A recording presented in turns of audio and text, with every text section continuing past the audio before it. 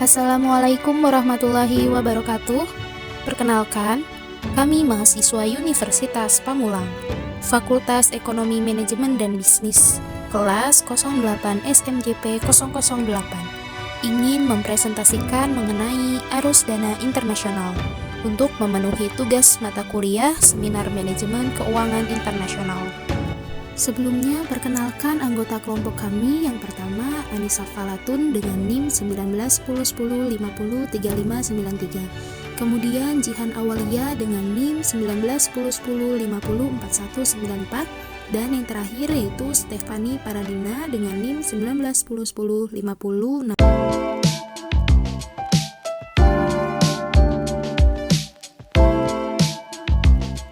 Pengertian arus dana internasional. Arus modal internasional adalah hubungan kausal atau timbal balik antara transaksi perdagangan barang internasional dan modal sebagai salah satu faktor produksi tertentu yang akan menimbulkan arus modal secara internasional. Karena adanya suatu negara yang memiliki banyak modal dan ada pula yang mengalami kelangkaan modal, semakin banyak modal, maka semakin kecil remunerasi atau return yang diperoleh. Demikian sebaliknya, semakin langka modal, semakin tinggi hasil yang diperoleh. Hal inilah yang menyebabkan timbulnya arus modal internasional yang mengalir dari suatu wilayah yang kelebihan modal ke wilayah yang kekurangan modal. Secara umum, arus modal internasional dapat bersifat sebagai berikut. 1. Portofolio investment, yaitu arus modal internasional dalam bentuk aset-aset finansial seperti saham, obligasi, dan komersial paper line. Arus portofolio saat ini paling cepat dan paling banyak mengalir ke seluruh penjuru dunia melalui pasar uang dan pasar modal di pusat-pusat keuangan seperti di New York, London, Paris, Frankfurt, Tokyo, Hong Kong, dan Singapura. 2. Foreign direct investment atau investasi asing langsung, yaitu investasi real dalam bentuk pendirian perusahaan, pembangunan pabrik, pembelian barang modal, tanah, dan bahan baku, serta persediaan, di mana investor terlibat langsung dalam manajemen perusahaan dan mengontrol penanaman modal tersebut. Pendirian perusahaan biasanya dimulai dari pendirian atau pembelian saham dalam bentuk investasi. Ini biasanya dilakukan oleh MNC atau perusahaan multinasional. Komponen inti neraca pembayaran. Neraca pembayaran atau balance of payment adalah neraca pembayaran yang merupakan ringkasan transaksi pada suatu negara tertentu antara warga negara domestik dan asing pada periode tertentu. Neraca ini menggambarkan akuntansi dari transaksi internasional suatu negara pada satu periode, biasanya selama satu kuartal atau satu tahun. Neraca ini mencatat transaksi usaha individu suatu negara. Neraca pembayaran dapat dipecahkan ke dalam berbagai komponen. Komponen yang paling penting adalah neraca berjalan dan neraca modal. Pembahasan. Neraca berjalan adalah ukuran perdagangan barang dan jasa internasional suatu negara yang paling luas. Komponen utamanya adalah neraca perdagangan atau balance of trade, yaitu selisih antara ekspor dan impor. Jika impor lebih tinggi dari ekspor, maka yang terjadilah adalah defisit neraca perdagangan. Sebaliknya, jika ekspor lebih tinggi dari impor, yang terjadi adalah surplus. Neraca barang dan jasa atau balance of goods and service adalah neraca perdagangan ditambah pembayaran dividen dan bunga neto kepada investor-investor asing dan dari investasi di luar negeri serta penerimaan dan pembayaran yang berhubungan dengan pariwisata dan transaksi-transaksi lain. Faktor-faktor yang mempengaruhi neraca berjalan. Yang pertama, inflasi. Jika laju inflasi sebuah negara meningkat relatif terhadap negara-negara mitranya, neraca berjalannya akan menurun, dengan asumsi hal-hal lain tidak berubah. Yang kedua, pendapatan nasional. Jika pendapatan nasional sebuah negara meningkat dengan persentase relatif lebih tinggi dari negara-negara lain, maka neraca berjalannya akan berubah, atau ceteris paribus.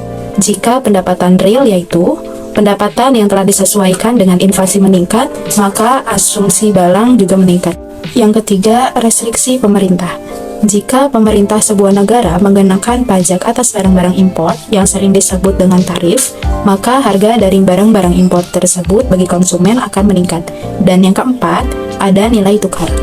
Jika nilai valuta sebuah negara mulai naik relatif terhadap valuta-valuta negara lain, ceteris paribus, maka saldo neraca berjalannya akan menurun.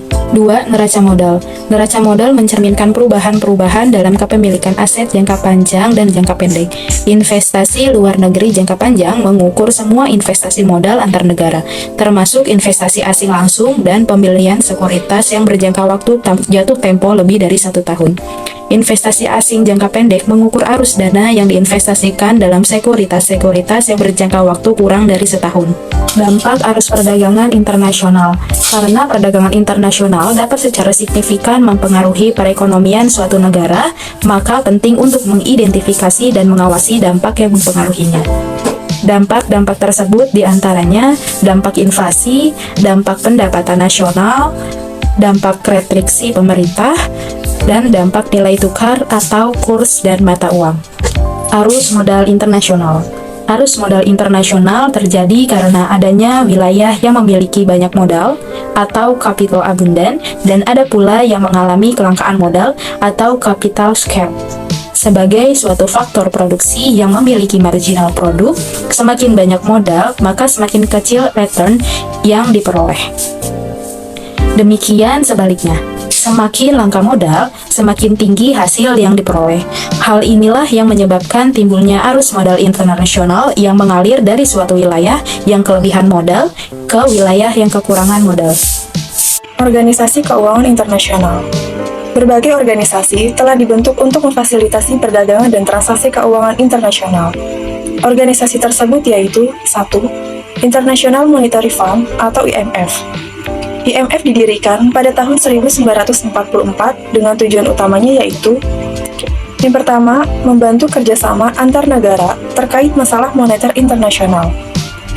Yang kedua, mengupayakan kestabilan kurs mata uang. Yang ketiga, menyediakan dana sementara pada negara anggota yang berusaha mengoreksi ketidakseimbangan pembayaran internasional. Yang keempat, mengusahakan mobilitas arus dana gratis antar negara. Yang kelima, mengupayakan perdagangan bebas.